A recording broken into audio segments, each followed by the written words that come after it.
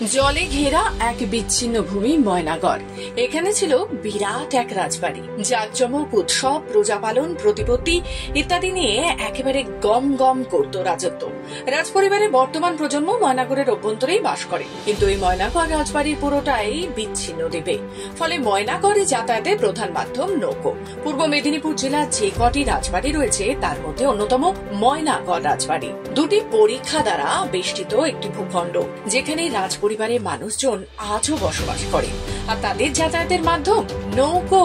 প্রাচীন এই ঐতিহ্য বর্তমান প্রজন্মের হাতে সযত্নে পালিত হচ্ছে।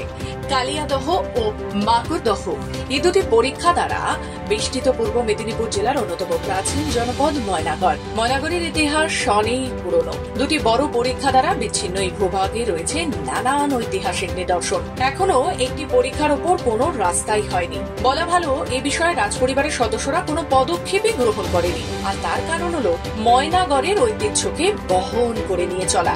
ফলে এখনো ময়নাগড়ের ভেতর যেসব রাজপরিবারের সদস্যদের বাস, তাদের বাড়ি থেকে বেরোলেই নৌকোতে উঠে যাতায়াতটাই প্রধান অবলম্বন। প্রতিদিন দৈনন্দিন কাজে এই নৌকোগুলো তাদের যাতায়াতের প্রধান অবলম্বন হয়ে ওঠে। এ বিষয়ে রাজপরিবারের বর্তমান সদস্য কৌশিক বাহুবলীন্দ্র জানান।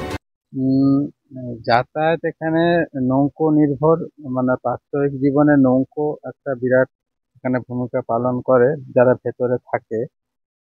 এবং এই নৌকো কিন্তু এখনকার ট্র্যাডিশন না, এটা দীর্ঘ আপনার 1561 সাল থেকে আমাদের এই ট্র্যাডিশনটা চলে আসছে।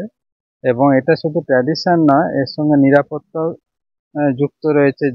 যেহেতু নিরাপত্তার ক্ষেত্রে এখানে কোনো সেতু তৈরি হয়নি। সেতু তৈরি হলেও সেটা হয়তো টেম্পোরারি, কিন্তু যেহেতু এটা দ্বীপের মতো জায়গা, যেদিকে আপনি যান না কেন আমাকে নৌকো ছাড়া অন্য পারে যাওয়ার কোনো রাস্তা নেই। ময়নাগড়ে রাজ পরিবারের যাতায়াতের জন্য সদস্যদের প্রত্যেকের বাড়ির সামনে নিজস্ব ঘাট রয়েছে, আর ঘাটে বাঁধা থাকে নৌকো। ময়নাগড়ে প্রতিটি মানুষ এই ডিঙি নৌকো চালাতে জানে। প্রতিদিন নৌকো করে পরীক্ষার জলপথ পেরিয়ে যাতায়াত চলছে। এই ঐতিহ্য আগামীতেও বজায় থাকবে। ধর্মমঙ্গল খ্যাত লাউসেনের কাহিনী আজও মানুষের মুখে মুখে ঘোরে। গৌড় থেকে লাউসেন তার রাজধানী ময়নাগড়ে স্থানান্তরিত করেছিলেন।